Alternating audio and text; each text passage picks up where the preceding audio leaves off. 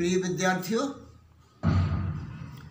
इसके पहले online class में हम आपको जैव पदार्थ का मिट्टी पर प्रभाव यानी effect of organic matter on the soil बता रहे थे, और इसमें हमने आपको भौतिक प्रभाव यानी फिजिकल इफेक्ट और रासायनिक प्रभाव यानी केमिकल इफेक्ट बता दिया है। अब आप ये आपकी समझ में आ गया होगा। यदि ना आया हो तो आप हमसे पूछ लीजिए,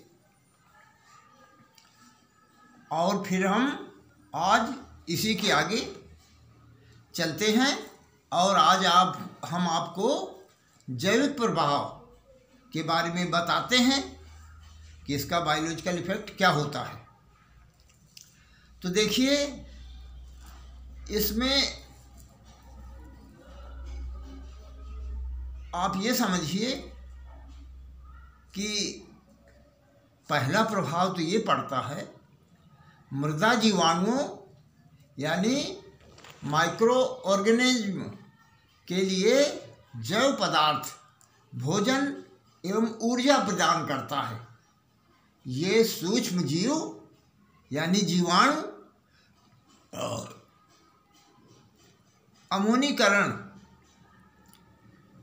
नाइट्रीकरण तथा नाइट्रोजन यौगिकीकरण, इसका मतलब नाइट्रोजन फिक्सेशन आदि क्रियाएं संपन्न करते हैं। और एक प्रभाव देखिए, लाभदायक जीवों जैसे केंचुओं, अर्थवर्म जानते हैं ना, केंचुआ के लिए भोजन प्रदान करता है। ये जीव बिल बनाकर भूमि में वातन यानी एरेशन तथा जल निकास को सुधारते हैं। आप ये तो जानते ही हैं कि जो केंचुआ है वो मिट्टी को खाता है और मल के रूप में मिट्टी ही त्याग देता है, और वो मिट्टी बड़ी ही उपजाऊ होती है। और ये भी आप जानते हैं कि जब ये ज़मीन के अंदर छेद बनाते हुए चलते हैं, मिट्टी को खाते हुए चलते हैं या बेल बनाकर चलते हैं, जैसा भी आप समझें, तो उससे भूमि में वातन यानी एरेशन तो बढ़ ही जाता है और उसकी जल निकास में भी सुधार हो जाता है। तो इस प्रकार ये लाभदायक जीवाणु ये भूमि को बहुत प्रभावित करते हैं। अब आप इसकी मृदा उर्वरता समझ लीजिए, सॉइल फर्टिलिटी क्या है। देखिए, पौधों को पर्याप्त मात्रा में उचित अनुपात में पोषक तत्व प्रदान करने के मृदा की आंतरिक क्षमता को मृदा उर्वरता कहते हैं। समझ लिया आपने? और समझिए, यदि मृदा के अंदर सभी आवश्यक तत्व पर्याप्त मात्रा में उचित अनुपात में उपस्थित हैं तो मृदा उर्वर कहलाएगी। अब आप अंग्रेजी में समझिए।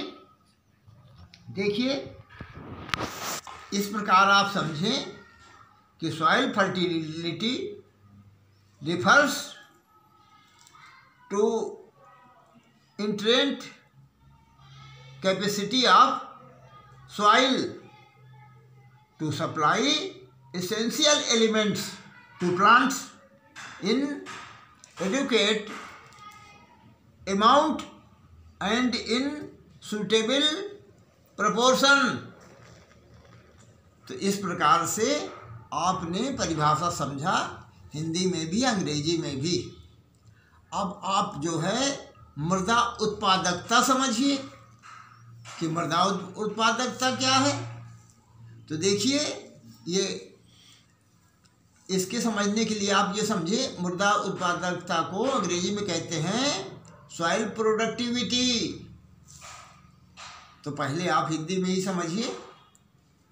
निश्चित प्रबंधकीय क्रियाओं के फलस्वरूप मृदा की उपज प्रति हेक्टेयर देने की क्षमता को मृदा उत्पादकता कहते हैं। अंग्रेजी में समझिए। response of soil management practices in terms of yield per hectare is called soil productivity। आया समझ में?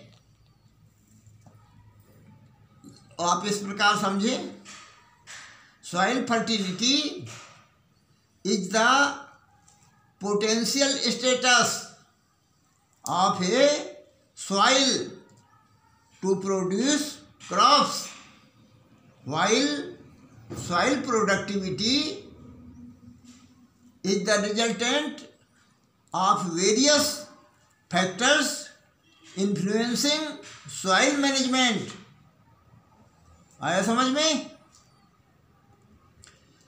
तो आपने हिंदी में भी समझा और अंग्रेजी में भी समझा। एक बात और समझिए, उत्पादकता मृदा के लिए भूमि का उर्वर होना आवश्यक है, जबकि उर्वर मृदा उत्पादक नहीं भी हो सकती।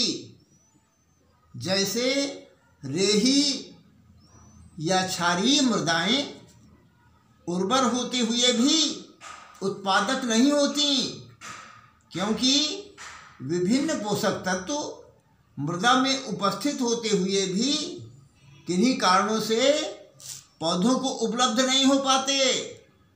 मृदा में उपस्थित जीवाणुओं की किस्म, संख्या, क्रियाशीलता भी मृदा उर्वरता को प्रभावित करती है। आप इस प्रकार समझें कि मृदा उत्पादकता से तात्पर्य मृदा की फसलों को पैदा करने की क्षमता से है। कभी कभी मृदा की भौतिक दशाएं, जैसे मृदा के जलमग्न होने से पौधों की बढ़वार नहीं होती, अर्थात मृदा उत्पादकता कम हो जाती है, ऐसी भूमियों की उर्वरता नष्ट नहीं होती। इसी प्रकार कुछ पोषक तत्व जैसे एल्युमिनियम, बोरोन, आयरन आदि न्यून तत्वों की घुलनशीलता अम्लीय दशाओं में बढ़ जाती है, जिससे हल्की अधिकता के फसल उत्पादन पर बुरा प्रभाव पड़ता है, बैड इफेक्ट होता है। विभिन्न प्रबंधकीय क्रियाओं के अनुपादक मृदा को उत्पादन बना देते हैं। यदि मृदा उर्वर नहीं है तो उसे उत्पादक बनाना कठिन होता है। समय पर भूपरिष्करण क्रियाएं करके, उचित नमी संरक्षण करके, खाद्य उर्वरकों का प्रयोग करके, भूमि सुधारों का प्रयोग कर, खरपतवारों को नियंत्रण करके, भूक्षरण यानी कटाव को रोककर तथा समय पर सिंचाई आदि करके मृदा उत्पादकता को बढ़ाया जा सकता है। देखिए, एक बात और ध्यान से सुनिए, इसको पूरा पढ़िएगा और आगे तक के वीडियो बन गए हैं तो आप सब्सक्राइब करिए हमारे चैनल को, ताकि आपको अगले जो वीडियो बने हैं वो भी आपको प्राप्त हो जाएं और आगे पीछे के सभी वीडियो प्राप्त हो जाएं। धन्यवाद।